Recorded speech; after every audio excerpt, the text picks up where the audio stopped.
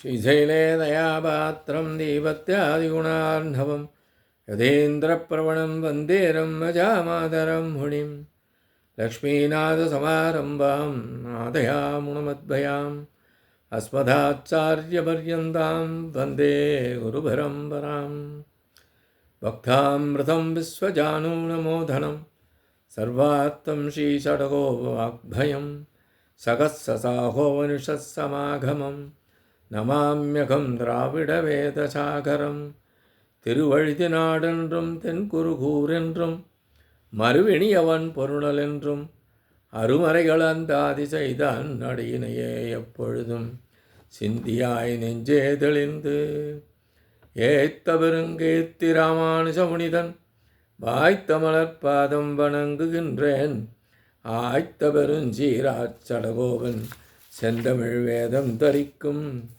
பெறாத உள்ளம் பெற.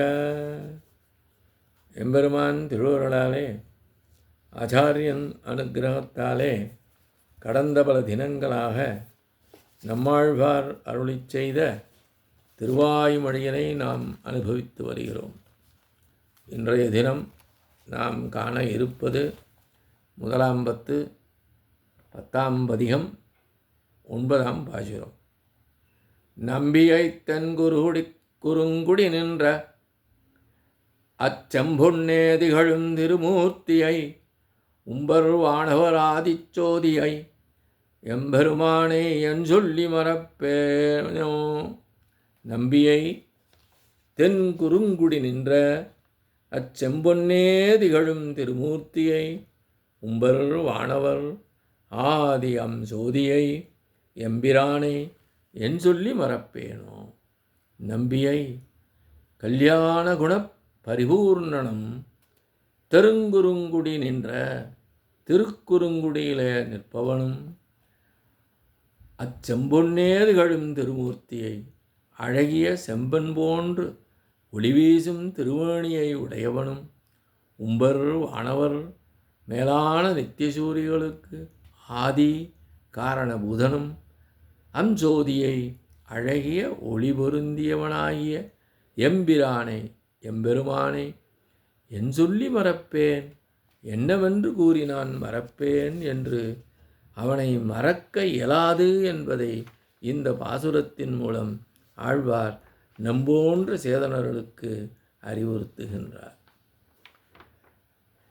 அழகான திருக்குறுங்குடியிலே நின்றதால் அனைத்து விதத்திலும் பரிபூர்ணமாக நிற்பவனை பரமபதத்தில் உள்ள நிலைக்கு ஒப்பிட்டு உரைக்கலாம்படி சிவந்த பொன்போன்று பிரகாசிக்கும் திருவேணி உள்ளவனை, உயர்ந்த நித்தியசூரிகளின் இருப்புக்கு காரணமாக உள்ளவனை, அவர்கள் எப்பொழுதும் தரிசிக்கின்ற பரஞ்சோதியை, என்னை அடிமையாக்கினவனை நான் என்ன கூறி மறப்பேன்?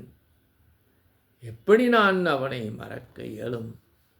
அது முழுக்க இயலாத காரியமன்றோ என்று கூறுகிறார்.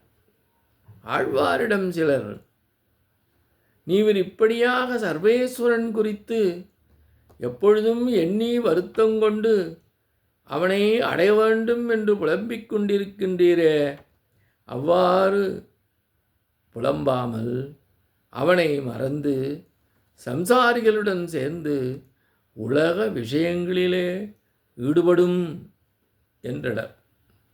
இதற்கு ஆழ்வார் என்ன கூறினார்? நான் எதனை கூறி அவனை மறப்பேன் என்றார்.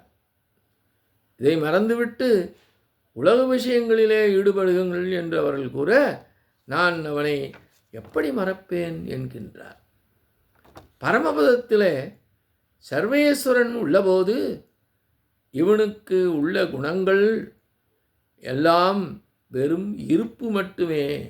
ஆனால் இங்கு திருக்குறுங்குடியிலே இவன் நிற்கும்போதுதான் அவன் திருக்குணங்கள் பரிபூர்ணமாக வெளிப்படுகின்றன என்கின்றார். பரமபதத்தை தனது சபையாக கொண்டவன் என்றோ அவன். அவன் அப்படிப்பட்ட தனது இருப்பிடத்தான பரமபதத்தை விட்டு இங்கே திருக்குறுங்குடிக்கு வந்திருக்கிறான். எதற்காக?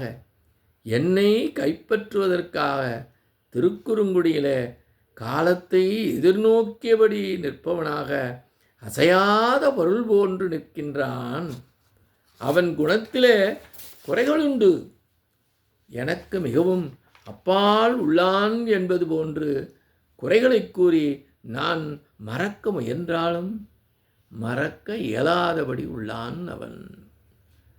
சரி, குணங்களை கூறி மறக்க முடியவில்லை, வடிவழகிலே குறையுள்ளது என்று கூறி மறந்துவிடலாம் என்று நினைத்தால் அதற்கும் விட இயலாதபடி எப்படி இருக்கின்றானாம். உருக்கிய பொன்போன்று எல்லையற்ற காதல் தேஜஸ் கொண்டு வாக்காலும் மனத்தாலும் அளவிட இயலாத திவ்யமங்கல ஸ்வரூபம் கொண்டவனாய் உள்ளானே. குணங்களில் சரியில்லை என்று நினைத்தும் அவனை மறக்க இயலவில்லை, அழகிலே குறைபாடு உடையவன் என்று நினைத்தும் மறக்க இயலவில்லை. அவனுடைய வடிவழகால் அனுபவிப்பதையே தனது வாழ்வு என்றுள்ளவர்கள் நித்தியசூரிகள் என்று அவர்களை நினைவுபடுத்துகிறார். அப்படிப்பட்ட நித்தியசூரிகளின் இருப்பு என்பதற்கும் தானே காரணம் என்று உள்ளவனாய் இருக்கின்றான் எம்பெருமான். அவன் முழுமையானவன் அல்லன் என்று கூறி மறக்கவோ, அருகில் இல்லாதவன் என்று மறந்து போகவோ, அழகற்றவன் என்று கூறி மறக்கவோ, மேன்மையற்றவன் என்று கூறி மறக்கவோ, எனக்கு உதவி செய்வதில்லை என்று கூறி மறக்கவோ முடியாதே. எதனை கூறி நான் அவனை மறப்பேன்? அது இயலாது என்கின்றார். மறக்கும் வகை ஒன்றும் அறியேனே என்று இந்த பாசுரத்தின் மூலம் ஆழ்வார் ஆதங்கப்படுகின்றார் என்பதாக இப்பாசுர விளக்கம் அமைகின்றது. இத்தோடு இன்று காரணம் தெரிகிறோம். எம்பெருமான் திருவடிகளே சரணம், நம்மாழ்வார் திருவடிகளே சரணம், எம்பார் திருவடிகளே சரணம்.